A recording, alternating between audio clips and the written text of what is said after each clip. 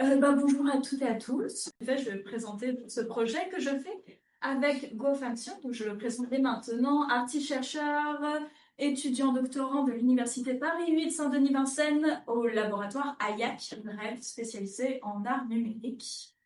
Et accessoirement, je le précise dès maintenant, GoFan est donc chinois, d'origine chinoise, et qui a un passeport chinois. C'est important pour la suite de ce que je vais présenter.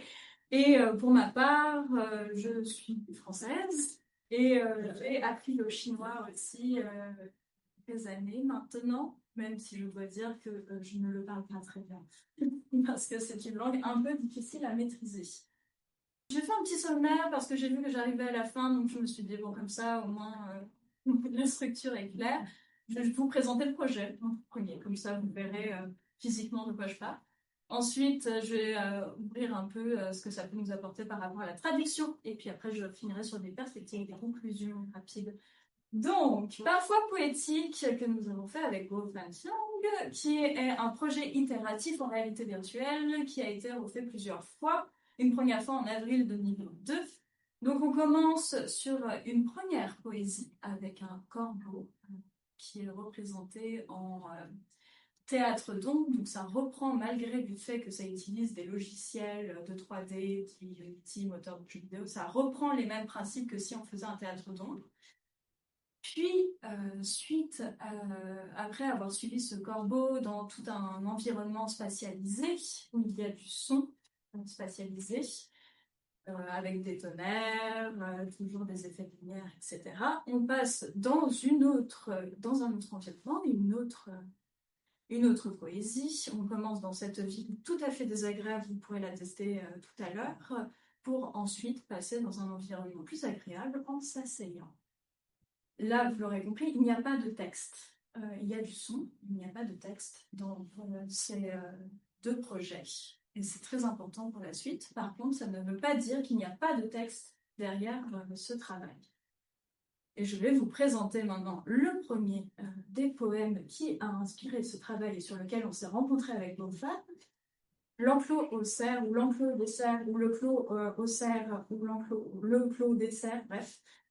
De Wang Wei, un poète de la dynastie Tang, qui est aussi connu pour être un des grands peintres fondateurs du Shanshui, qui a donné ensuite la poésie du vide et du plein. Bref, ce qu'on pense un peu à peu près quand on pense à une peinture chinoise, c'est à peu près censé être ce qu'est Wang Wei. Et cette poésie qui littéralement peut se lire vide montagne, ne pas voir homme, mais entendre homme, parole, son ou écho. Et l'écho est très important parce que c'est donc au loin. Revenir luminosité, entrer profond forêt, refaire éclat vers mousse dessus. Donc bien évidemment, quand on le traduit pour un public occidental, on se prend d'autres manières de le traduire. Il y a par exemple le plus généralement celle qui est faite par Chen Wing ou Hervé Collet. Celle-là, c'est la perspective que prennent la plupart du temps les traducteurs, c'est-à-dire qu'on rajoute un sujet. On ne voit personne, on entend seulement le code de voix d'homme, alors qu'il n'y en a pas. Si vous lisez le chinois, vous avez pu remarquer qu'il n'y a pas de sujet dans cette poésie. Ou sinon cette version de François Cheng que Weinberger préfère et que je préfère aussi, montagne déserte, plus personne en vue, seul écho des voix résonnant au loin, rayon du cochon dans le bois profond sur les mousses, un ultime éclat vert, qui est préféré parce qu'il respecte plus la sonorité et la poésie, le vers qui appuie à la fin, etc., respecte un peu plus la sonorité du poème original. Donc, comment on se retrouve autour de cette poésie avec GoFan? On a une semaine pour créer une expérience de réalité virtuelle parce qu'on est en contexte de création sur in situ, donc dans la vraie virtuelle recto verso. Et on en conclut le texte, c'est GoFan parle le chinois, donc il ne voit pas trop l'intérêt en fait de remettre le texte en réalité virtuelle. Moi, je vois pas trop l'intérêt aussi parce qu'entendre du chinois quand on connaît pas le chinois et vu le public qu'on visait, c'était pas nécessairement la meilleure chose à faire. Donc, on décide de revenir sur le fait que c'est taoïste et que derrière cette philosophie de la poésie, il y a une question de geste, non-geste. Donc, le poète s'efface face à l'environnement, il n'est pas présent parce qu'il n'y a pas de sujet. Et donc, seul le geste reste, donc le geste. Et donc on s'amuse et on se dit, en réalité virtuelle, ils devront ne pas bouger pendant cette expérience. Suite à ça, on se retrouve une année suivante avec Goffman et on parle de poésie française par rapport à la poésie chinoise. Et là, on se décide de mettre en parallèle une autre poésie, Un corbeau devant moi croisse, de Théophile de Diouf. Un corbeau devant moi croisse, une ombre offusque mes regards, de belettes et de renards traversent l'endroit où je passe. Les pieds faillent à mon cheval, mon laquais tombe du haut mal. J'entends craqueter le tonnerre, un esprit se présente à moi. Joie, charron qui m'appelle à soi, je vois le centre de la terre. Ce ruisseau remonte en sa source, un bœuf gravit sur un clocher, le sang coule de ce rocher, un aspic s'accouple d'une ours, sur le haut d'une vieille tour, un serpent déchire un vautour, le feu brûle dedans la glace, le soleil est devenu noir, je vois la lune qui va choir, cet arbre est sorti de sa place.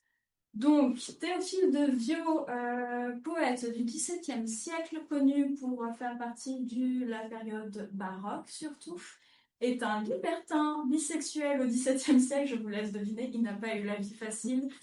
Ça se sent un peu dans sa poésie, je ne sais pas ce que vous en pensez, mais donc ça parle un peu de mélancolie, de mauvais augure et du fait qu'on est en train éventuellement de brûler sa version de lui en icône sur une place en France parce qu'il est sexuel et libertin. Il est mort à 36 ans, que je voyais tout à l'heure. Et il a fait la traduction, comme beaucoup à cette période-là, et c'est un spécialiste des études latines.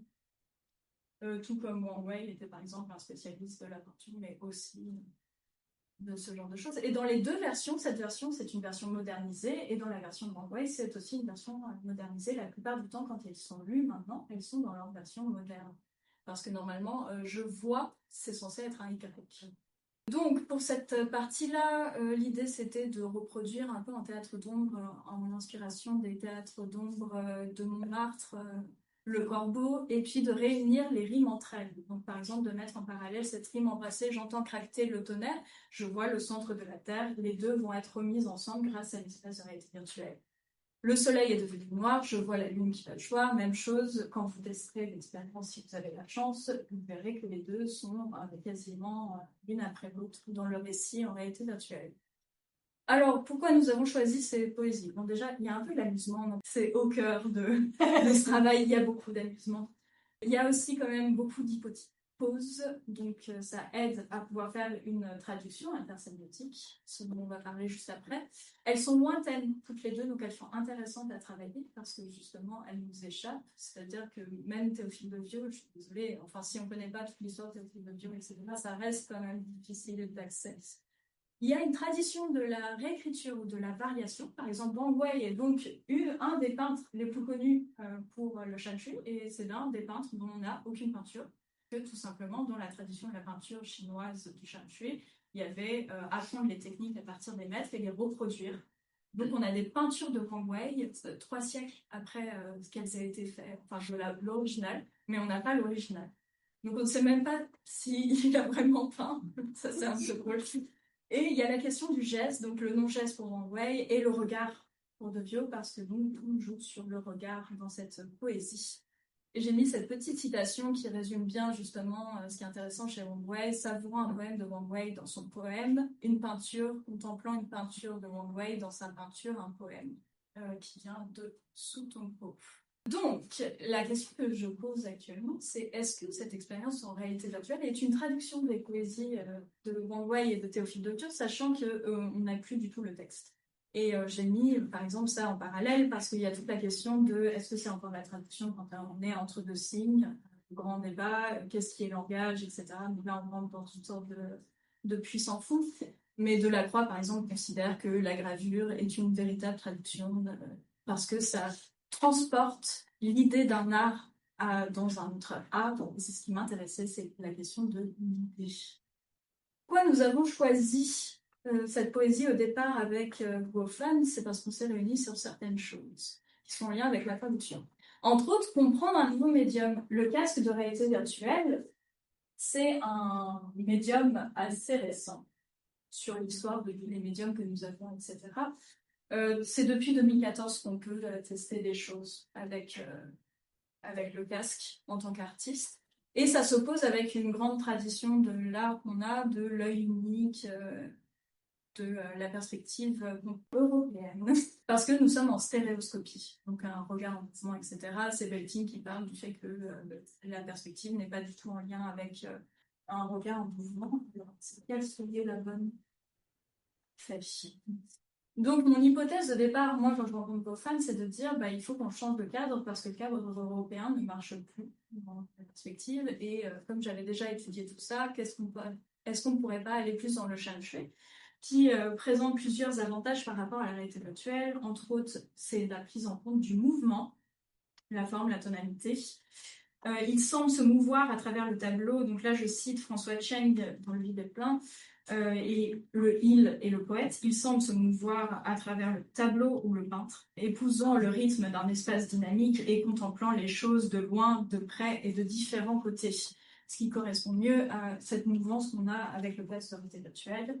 Ensuite, il y a l'aspect universel dans cette poésie de Wang Wei, souvent ce qui revient de dire que en éliminant l'esprit du poète singulier et autoritaire, l'expérience devient à la fois universelle et immédiate pour le lecteur. Donc là, je cite Juan Berger à propos de cette poésie de Wang Wei, justement. Et ensuite, l'immersion, qui est très présente donc, dans tous les mythes que rapporte François Cheng sur la peinture chinoise. Il y a cette idée que la peinture prend vie. Et donc, il va y avoir du son, du multisensoriel qui va apparaître. Donc, tout cela, en art numérique, on le connaît assez bien avec la remédiatisation. Ça rejoint ça. Est-ce qu'on est dans une traduction intersémiotique ou est-ce qu'on est dans la remédiatisation? Dans la traduction intersémiotique, ça peut être utilisé par exemple pour l'appropriation du récit au cinéma. Dans le cinéma des premiers temps, on parle de traduction intersémiotique pour dire qu'ils vont utiliser le régime littéraire pour ensuite passer au cinéma. Et ben, est-ce que là, ce ne serait pas utiliser la poésie pour ensuite trouver la particularité du récit propre au casque de réalité virtuelle? Il y a aussi la question de la variation, donc qui sont littéraires, la réécriture, la variation, reprendre une œuvre et la changer tout simplement, faire une nouvelle œuvre comme Racine a repris le titre. Donc ça touche tout ça, sachant que la variation, ça rentre plus là dans les sciences de l'éducation. Donc comment justement la variation est une manière d'écrire pour intégrer de nouveaux écrits, saisir l'écriture, donc ça dépend toujours de comment on définit l'écriture aussi. Là, je citais François Le Boeuf. L'autre raison pour laquelle nous avons choisi cette poésie, c'est parce qu'elle est au cœur de cette petite épée de Weinberger, 19 manières de regarder Wang Wei, qui vient de l'anglais au départ, mais je suis désolée, j'ai pas mis la version anglaise, j'ai pas envie de dire une bêtise. Donc, comme je vous ai dit, il n'y a pas de sujet, et souvent, ça a été traduit à l'époque romantique en Occident.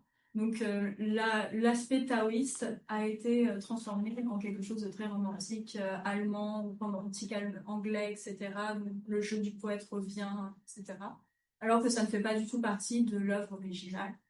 Donc, est-ce que, bon, on en a parlé plein de fois aujourd'hui, je ne vais pas revenir dessus, mais la traduction parfaite, la bonne traduction, est-il même possible en chinois de cette dynastie Tang de faire une traduction parfaite dans une langue comme le français? Ça reste toujours la même problématique. C'est là où je reviens un peu sur le concept de passigraphie. Donc oui, c'est très proche de mon prénom. Mais ce n'est pas moi qui l'ai inventé, c'est plus les universalistes français du XVIIIe siècle. Et donc c'est en lien avec le langage universel. Est-il possible d'avoir un langage universel? Et quand on se pose la question du langage universel, il y a aussi la traduction de la poésie, justement, un peu au cœur. Et il y a le chinois qui est au cœur parce qu'aussi, il y a la niche avec la question du langage universel. Mais traduire, nous, notre axe, ça a été de traduire le geste poétique derrière plutôt que le texte, vu que de toute façon, on n'atteindra pas un résultat concluant avec le texte. Donc, les perspectives. J'en ai parlé rapidement, mais pour ce qui est de la pédagogie, donc il y a toute la question de la variation. Je le fais de plus en plus avec des étudiants, mais partir d'un texte ou d'une œuvre littéraire pour travailler ensuite d'un texte de réalité virtuelle, ça aide beaucoup et ça fait gagner du temps, surtout quand on travaille sur le récit. Parce que trouver un récit propre à la réalité virtuelle, ça prend beaucoup d'énergie quand on doit apprendre en plus une technique. Donc l'idée, c'est de se débarrasser un peu du récit, de faire une appropriation du texte littéraire, d'en faire sa propre variation, quand même d'avoir une appropriation réelle, artistique, pour ensuite apprendre plus facilement la technique. Donc ça, c'est les perspectives plus pédagogiques. Ça, je l'ai fait avec Paris est une fête. Il y a aussi des questions de traduction entre l'anglais et le français, mais c'est assez intéressant à travailler en réalité virtuelle. Nous, pour notre version 3, parce qu'avec GoFan, on continue à travailler, même si en ce moment, il est en train de déposer sa thèse. Mais on a quand même retravaillé tout ça. En fait, le geste, mon geste nous faisait rire, mais on est rentré dans le plus sérieux depuis. Donc, c'est plutôt la présence, mon présence qu'il faudrait faire. Donc, nous avons retravaillé cette partie-là. Là, je vais vous montrer un peu mieux. Donc, on a fait une inversion parce qu'au départ, on commençait avec la poésie chinoise et puis on allait dans la poésie française. Donc, on commence avec la poésie française au lieu de commencer par la poésie chinoise. Et pour cette histoire de présence en présence, ça joue sur quelque chose, une nouvelle innovation qui a dans les cas de scolarité virtuelle, qui est qu'on repère les mains. Donc, entre autres, pour la poésie française, maintenant, nous allons utiliser, donc au lieu que ce soit le regard, on a une lampe. Donc, vous pouvez voir que je suis en train de tourner avec la main. Ça va être une lanterne magique après. Et donc, l'idée, c'est donc de laisser plus de liberté, d'avoir une non-linéarité dans la manière de découvrir les univers. Et puis, la fin se fait en regardant la lune. Mais donc, l'idée, ça va être de rajouter de la couleur et de s'appuyer plus sur la lanterne magique. Donc, les mains vont avoir plus d'impact. Dans la poésie chinoise, l'idée, c'est donc que l'on voit les mains et que ce soit au moment où on voit nos mains, on est dans la vie qui est très désagréable. Et puis, à partir du moment où on ne voit plus la présence du corps, on cache ses mains, on repasse dans le côté plus agréable. Sachant qu'on est parti quand même sur une représentation assez cliché, hein, stéréotypée, proche de l'orientalisme, et que ce soit moi qui ai fait les illustrations et non pas GoFan, malgré le fait qu'il ait une formation dans ça. Je ne sais plus comment ça s'est décidé, mais GoFan préféré. Et donc, voilà, je pense avoir tout dit, et je vous remercie de votre écoute.